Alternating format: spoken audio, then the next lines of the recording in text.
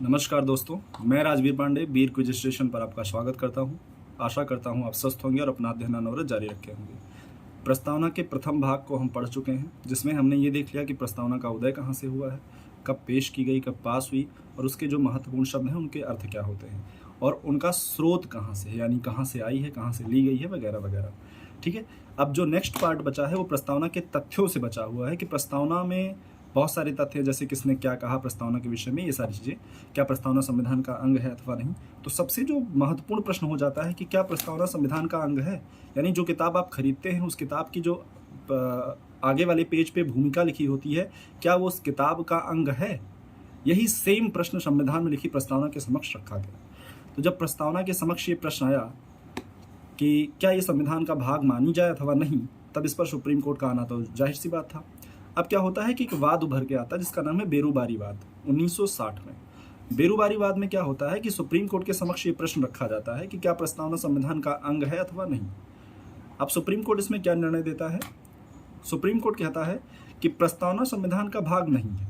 Supreme court क्या कहता है कि प्रस्तावना संविधान का भाग नहीं है, लेकिन जहां पर संविधान का मत अस्पष्ट होगा, यानी जहां आप संविधान को पढ़ें और आपको कुछ समझ में ना आए, वहां पर प्रस्तावना का सहारा लिया जा सकता है।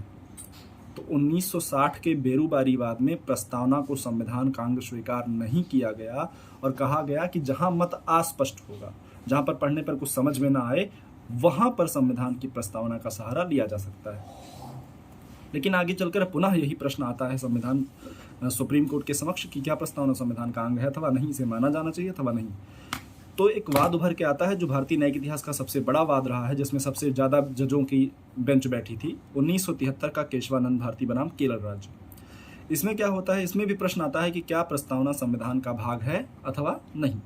अब जब ये प्रश्न केशवानंद भारती वाद में सुप्रीम कोर्ट के समक्ष आता है कि क्या प्रस्तावना संविधान का भाग है अथवा नहीं, तब सुप्रीम कोर्ट इस विषय में कहता है कि जी बिल्कुल, प्रस्तावना संविधान का भाग है और ये उसका अभिन्न हिस्सा है। जैसे संविधान के प्रत्येक भाग में संशोधन किया जा सकता है, वैसे इसमें भी संशोधन किया जा सकता है।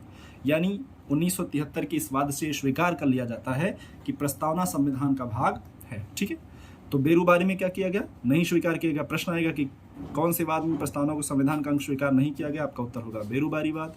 अगर प्रश्न आता है कि किसमें स्वीकार किया गया, तो आपका उत्तर होगा केशवानंद भारती बनाम केरल राज्य 1973। लेकिन केशवानंद में इतना ही नहीं कहा गया। केशवानंद वाद में आगे ये भी प्रस्तावना के विषय में कहा गया कि ये प्रस्तावना संविधान का भाग तो है, लेकिन यह न्याय योग्य नहीं है। न्याय योग्य का मतलब कि इसमें जो जो चीजें लिखी हैं उसको लेकर कोई व्यक्ति या कोई नागरिक कोर्ट के समक्ष नहीं जा सकता कि मुझको ये चीजें प्राप्त नहीं हो रही हैं, यानी इसे न्यायालय द्वारा प्रवर्तनीय नहीं बनाया गया है। तो जो भी चीजें लिखी हैं वो भारत उसे अचीव करने की, उसे प्राप्त करने की, उसे पूरा करने की कोशिश करेगा, लेकिन कोई व्यक्ति इस आधार पर सुप्रीम कोर्ट का दरवाजा नहीं खटखटा सकता कि उस प्रस्तावना में ये चीजें लिखी हैं और उस व्यक्ति को प्राप्त नहीं हो रही हैं। यानी प्रस्तावना 1973 में ये कहा जाता है कि उसका भाग है संविधान का, लेकिन यह वाद योग्य नहीं है। ठीक है, अब नेक्स्ट प्रश्न आता है कि प्रस्तावना के विषय में कुछ लोगों ने बहुत सारे कथन कहे हैं, बहुत सारी चीज़ें कही हैं कि जैसे किसी ने कहा है कि ये आत्मा है, किसी ने कहा है कुछ है। तो इसके विषय में जान लें, क्योंकि यहाँ से प्राय प्रश्न बन जाते हैं। सबसे पहले हम आते हैं, आपने ये पढ़ा होगा कि प्रस्तावना संविधान की आत्मा है। एक प्रश्न सबके समक्ष आता है कि किसने कहा प्रस्तावना संविधान की आत्मा है। तो देखिए, इसमें दो चीज़ें हैं। अगर आपसे प्रश्न पूछता है कि प्रस्तावना संविधान की आत्मा है, तो आपका उत्तर होगा पंडित ठाकुरदास भार्गव। पंडित ठाकुरदास भार्गव ने प्रस्तावना को संविधान की आत्मा स्वीकार किया है। अगर प्रश्न पूछता है कि प्रस्तावना संविधान की मूल आत्मा है, किसने कहा है, तो ये मामला गोलकनाथ बनाम पंजाब राज्य में उठा था। 1967 का जो मामला था गोलकनाथ बनाम पंजाब राज्य, उसमें जो चीफ जस्टिस थे न्यायमूर्ति एम हिदायतुल्लाह ने ये कहा था कि प्रस्तावना संविधान की मूल आत्मा है। तो वहां पर मूल आत्मा शब्द का प्रयोग है, और अगर पूछेगा प्रस्तावना संविधान की आत्मा है किसने कहा, तो यहां पर आपको ठाकुरदास का नाम लेना होगा। तो पंडित ठाकुरदास भार्गव ने आत्मा कहा, जबकि मूल आत्मा एम हिदायतुल्लाह ने कहा। अब आते हैं, किसने कहा कि प्रस्तावना संविधान का परिचय पत्र है? Preamble is a identity card of constitution. तो आप जानते हैं कि केशवानंद के जो वकील थे उनका नाम था नानक पालकीवाला, बहुत अच्छे जानकार थे विधि के, और नानक पालकीवाला ने प्रस्तावना को संविधान का परिचय पत्र कहा था। तो यहाँ पर आप इसको नोट कर लें कि प्रस्तावना को संविधान का परिचय पत्र किसने कहा? नानक पालकीवाला, जो कि केशवानंद के वकील थे। नेक्स्ट आता है कि किसने कहा कि प्रस्तावना संविधान की जन्मपत्री है?